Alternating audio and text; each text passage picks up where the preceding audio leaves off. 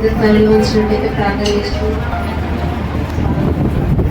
స్తోత్రమైన పరిశుద్ధానికి ఉన్నాను తండ్రి. ఆశ్రయించుకునేవానికి ఉన్నాను తండ్రి. నన్ను ఇక్కడ నిలబెట్టిన ప్రభావానికి ఉన్నాను తండ్రి. నేను చదువుతున్న ఐదో మాట బట్టి మీరు తోడు ఉన్నాను తండ్రి. నేను మీరు జ్ఞాపకం చేసుకున్న తండ్రి. తెలుగులో ట్రాన్స్లేట్ చేసుకున్న అయ్యగారు దీవించి ఆశ్రయించిన ప్రభావ. నేను చదువుకున్న వాక్యం ప్రభావ అందరూ మనసులో వెతుకునే భాగ్యం దయచేసి నడిపించబడింది. ప్రాంతాలు పాల్సలు గమనించుకుంటూ నన్ను వేసుకున్నాను వేడుకుంటున్నాను తండ్రి. ఆమేన్.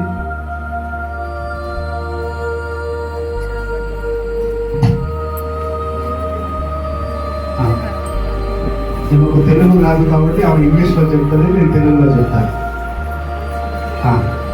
What should we learn from the fifth word? ఐదో మాట ద్వారా మనం ఏం నేర్చుకోవాలి? We trusted and encouraged your trust.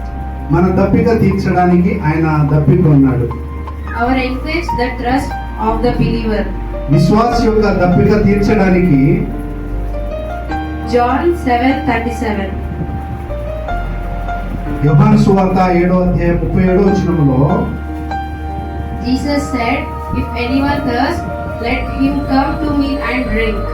యేసు నిలిచి ఎవడైనా దప్పికొనిన ఎడల నాయతో వచ్చి దప్పిక తీర్చుకొనవలెను. We proved living water to the believers. రెండో మాట కనుక మనం చూస్తే విశ్వాసి జీవజలమును అందించడానికి Believer 22:17. ప్రకటన 22:17 Let the one who is trust come, and however wish it him take to the water of life freely. దప్పికొనిన వారిని రానిము, ఇచ్చుచున్నవానికి జీవజలము ఉచితముగా పుచ్చుకొని నిమ్ము. Revelation 7:17. ప్రకటన గ్రంథము 7:17 We will guide them to spirit spring of the living water. జీవజలము బుగ్గలేదకు వాటిని నడిపించేదను. To be observed from the world. మూడో మాటను మనం చూస్తే ఉగ్రత నుండి రక్షించడానికి ఆయన తప్పికొన్నాడని తెలియపరుస్తుంది. Romans 7:9. రోమీయులకు రాసిన 5:9 Surely through him we shall be saved from the world. నిశ్చయముగా ఆయన ద్వారా ఉగ్రత నుండి మనం రక్షించబడుతున్నాము. Fourth one, we make our records. నాలుగో మాటను మనం చూస్తే మనల్ని నీతిమంతులుగా తీర్చడానికి ఆయన తప్పికొని ఉన్నాడు. Romans 5:9. రోమీయులకు రాసిన పత్రిక 5:9 Therefore have now been justified his blood. కాబట్టి ఆయన రక్తం వలన ఇప్పుడు నీతిమంతులంగా తీర్చబడి ఉన్నాము.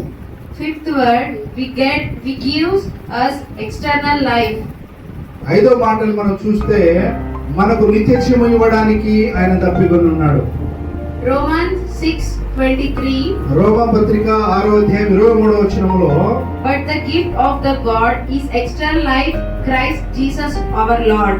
అయితే దేవుని కృపావరములో మన ప్రభు అయిన యేసుక్రీస్తు నందు నిత్య జీవమని దేవుడు ఈ మాటలను దేవుడు దీవించి ఆశీర్వదించుకుంటాడు.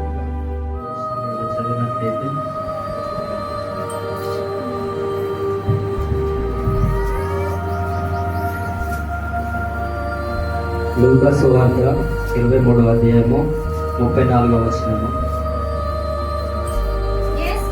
యేసు తండ్రి వీరేమి చేస్తున్నారు వీరెరుగరు గనుక వీరిని క్షమించమని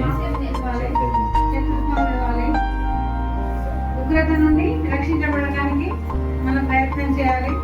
నీతిమంతులుగా ఉండాలి.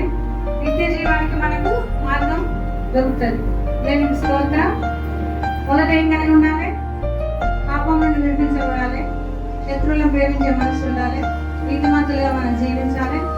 ఇవన్నీ కలిగి ఉన్నప్పుడే మనకు నిత్య జీవం ఉంటుంది. కాబట్టి మనం మొదట ఆయన నీతిని ఆయన రాజ్యాన్ని వెతుక్కోవాలి ఉండాలని ఈ 4వ మాటను దేవుడు దీవించారు. అందరికీ వందనాలు. ఈ అవకాశం ఇచ్చిన అమ్మగారికి నేను చదవబోతున్నది సిలువలో 7వ మాట మాట్లాడుతూ లూకా సువార్త 24:46. అప్పుడు యేసు శబ్దంతో కేక వేసి